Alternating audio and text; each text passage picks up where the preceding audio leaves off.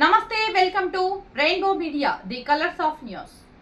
నల్గొండ రంగారెడ్డి జిల్లా పాల ఉత్పత్తిదారుల సహకార సంఘం మదర్ డైరీ భూములను అమ్మి డైరీని నడిపే ప్రయత్నం చేస్తున్నారని డైరీ మాజీ చైర్మన్ లింగాల శ్రీకర్ రెడ్డి ఆరోపించారు.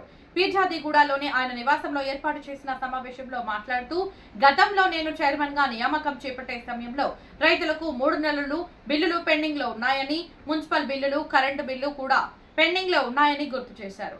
అలాంటి పరిస్థితిలో ఉన్న డైరీలో 5 కోట్ల నిధులతో మిషనరీస్ ను అరేంజ్ చేసి మదర్ డైరీ అభివృద్ధికి ఎంతగానో కృషి చేశామని తెలిపారు. మదర్ డైరీలో 250 మంది ఉద్యోగులను పర్మనెంట్ చేశాడు అంటూ తనపై వచ్చిన ఆరోపణల్లో నిజం లేదన్నారు. డైరీలో ఉన్న నిధులను ఉపయోగించి ఉత్పత్తుల ద్వారా వచ్చిన ఆదాయంతో డైరీని నడపాలి తప్ప డైరీ ఆస్తులను అమ్మడం సరికాదన్నారు. Nalgonda Rangareddy union Ayatnagar mother dairy చైర్మన్గా నేను 2 సంవత్సరాలు కంప్లీట్ చేసుకున్నా. ఇప్పుడున్న చైర్మన్ మాత్రం ఆస్తులను అమ్ముతా అనేది పనిగా పెట్టుకొని నడిపిస్తున్నాడు. నాకు కూడా ఇదే 25 కోట్ల అప్పు, మన మున్సిపల్ ట్యాక్సీలు, కరెంట్ బిల్లు, వాటర్ బిల్లు అన్ని పెండింగ్ తోటి ఇచ్చారు. రైతుల బిల్లుతో సహా అన్ని పెండింగ్ ఇచ్చారు. అయినా నేను 2 ఏళ్ళు కంప్లీట్ చేసిన. ఇప్పుడున్న చైర్మన్ అమ్మాల్సిన అయితే అవసరం లేదు. సరే, అప్పు ఉన్నది వాస్తవమే, కాదని ఏమో అనట్లేదు. నడిపించాలి. మేము కూడా ఎట్లా నడిపించాం, ఆయన నడిపించాలి. నడిపించినాక నీకు కాని పరిస్థితులలో చూద్దాం. అప్పు ఎంత ఉందో ఈ చైర్మన్ చెప్పలేదు. అప్పు ఇయర్ వరకు 70 కోట్లు ఉంది. అందులో 30 కోట్లు ఓడి 12 కోట్లు షేర్ క్యాపిటల్, రైతుల పాల బిల్లు 20 నుంచి 25 కోట్లు ఉంటుంది. టోటల్గా 70 కోట్లు మదర్ డైరీకి అప్పు ఉన్నది వాస్తవం. మాకు కూడా ఇంత ఉండే నడిపిస్తాం. మేమేం దాంట్లో తక్కువ, అప్పటికిప్పటికి పెరిగింది ఏం లేదు. ఈయన వచ్చినప్పటికీ మేము ఉన్నప్పటికీ పెరిగింది ఏం లేదు. అదే అప్పులతో మేము బరాబర్ నడిపించాం. రైతులకు బిల్లులు ఇచ్చినాము, ఫీడ్ వస్తలేదు, బిల్లులు వస్తలేదు. ఇక మళ్ళా పేపర్ స్టేట్మెంట్లో అవగాహన లేని చైర్మన్ 200 మందికి ఇచ్చిండు, ఇది ఇచ్చిండంటే నేను ఒక్కని కాదు ఇస్తాను. పాలకవర్గం అంత ఒప్పుకుంటేనే ఎవరికైనా ప్రమోషన్ ఇవ్వాలి, లేకపోతే బిల్లు పాల రేటు పెంచాలన్నా బోర్డు ఒప్పుకోవాలి. అందరూ ఒప్పుకుంటేనే ఇస్తాం. నా ఒక్కది కాదు కదా. అంటే ఆయన ఇప్పుడు ఏ ల్యాండ్ అమ్దాం అనుకుంటున్నా సార్? మన ఆయత్నగర్ ఉన్న డైరీకి ఒక 30 ఎకరాలు చిట్యాలను ఉంటుంది. డైరీ పేరు ఏం పేరు? నల్గొండ రంగారెడ్డి యూనియన్ మదర్ డైరీ అంటారు దాన్ని.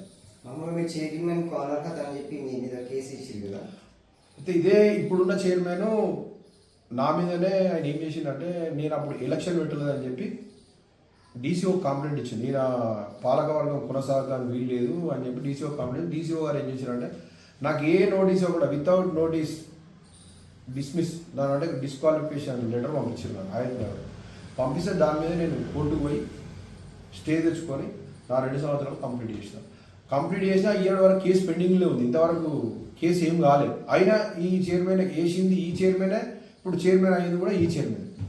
200 మందికి డైరెక్ట్ రిక్రూట్మెంట్ చేసారు.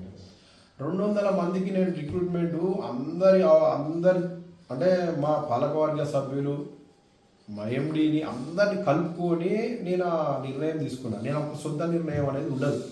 సొంత నిర్ణయం చేస్తే వెళ్ళదు. పాలకవర్గ సభ్యులు ఉన్నారు కదా, వాళ్ళని కాదని ఏం చేయలేము. వాళ్ళందరూ ఒప్పుకుంటేనే నేను చేసినాను.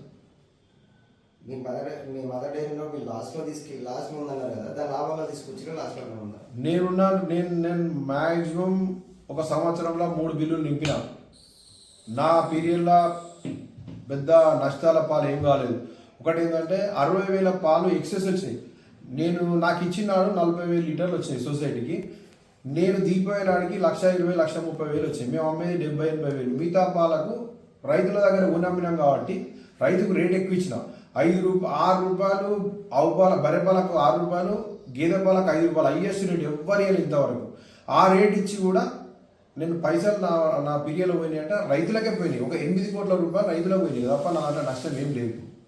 ఇప్పుడు కూడా నడిపించచ్చు, నష్టంలో లేకుండా 1,00,000 లీటర్లు అమ్మితే బాధాప్త నడుస్తుంది. మిత్తులు కట్టుకొని నడపచ్చు.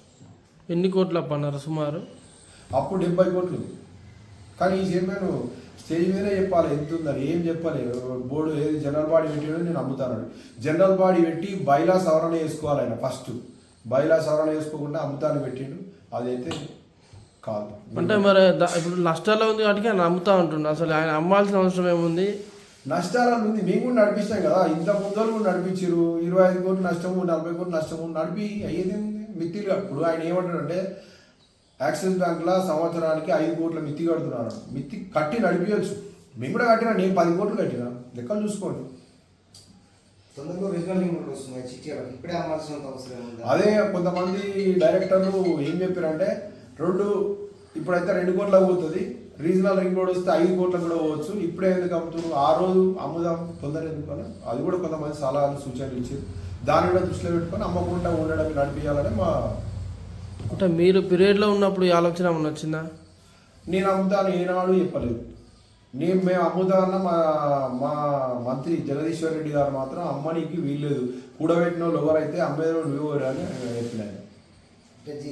ప్రాపర్టీ అమ్మాలంటే చైర్మన్ ఇంట్రెస్ట్. ఇప్పుడు ఎందుకంటే మా జిల్లా మంత్రి వారు మాకు అప్పుడు ఇచ్చిన మా ఎమ్మెల్యే, అందరు ఎమ్మెల్యేలు మంత్రి ఇచ్చిన మంత్రి గారిని అడిగినాము. ఎందుకంటే సార్ మాకు పరిస్థితి ఇట్లుంది అని అంటే ఆయన ఏమన్నంటే వాళ్ళ ఆస్తులు కూడా పెట్టినప్పుడు అమ్మే అర్హత నీకు కడితే అవన్నీ ఏమి ఉండదు అన్నట్టే మాట్లాడారు మంత్రి గారు. అదే మాట్లాడారు. స్పెషల్ ఇప్పుడున్న చైర్మన్ తీసేయడం ఏమంటారు స్పెషల్ ఇప్పుడు చైర్మన్ ప్రాపర్టీ తీసేయడం ఖచ్చితంగా చూసుకుంటున్నాను. ఇప్పుడు ఈ చైర్మన్ ప్రత్యేక ఎజెండానే పెట్టుకుంటు నేను అమ్మితేనే నడిపేయగలుగుతా అనేది నేను ఎజెండా ఉంది. మేము అమ్మకుండా నడిపిస్తాము. నువ్వు అమ్మకు ఇంకొకటి ఏంటంటే ఈ చైర్మన్ మేము చెప్పేది ఒకటే, ఫస్ట్ నువ్వు నష్టాలు లేకుండా నడిపి 1 లక్ష లీటర్లు అమ్ము, నష్టం లేకుండా నడుస్తుంది అన్నప్పుడు నువ్వు అమ్ము ఆస్తి మీ ఇంట్రెస్ట్ ఎక్కువ అవుతుందన్నా అప్పుడు నువ్వు చెప్పుకుంటావు 100%. అరే నువ్వు మేమందరం నడిపేయలేకపోయినావు, నువ్వు 1 లక్ష లీటర్లు అమ్మి 1,10,000 అమ్మి లాభాలలో చూపి అమ్ము. నువ్వు లాభాలలో చూపించకుండా అమ్మి ఎవరైనా నడుపుతారు, నువ్వు నడిపేది